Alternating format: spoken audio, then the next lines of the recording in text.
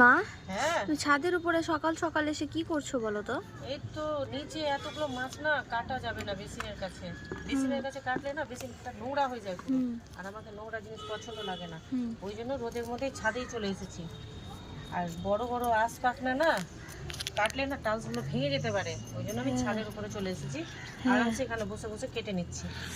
দেখ কতগুলো মাছ কাটলাম, এখানে দেখ, আবার এখানে দেখ, আর এখানে আবার সব মাছের যত ফুচকাগুলো থাকে ওগুলো সব আলাদা আলাদা করে পাট পাট করে নিয়েছি। এগুলো করে তারপরে নিচে যাব রান্না করার জন্য, অনেকটা দেরি হয়ে যাবে। ঠিক আছে, তাহলে তুমি এগুলো করে দিয়ে নিচে আসো। হ্যাঁ নিচে যাবো। আর এই যে দেখ একটু আছে, আমি ভাবছি একটু আছে কিন্তু একটু নাই, এই যে দেখ কত আছে, প্রচুর আছে। প্রচুর আছে। এগুলো মাছের টেস্টও ভালো। হ্যাঁ এখন এগুলো কি দিয়ে রান্না করলে ভালো হবে বলতো?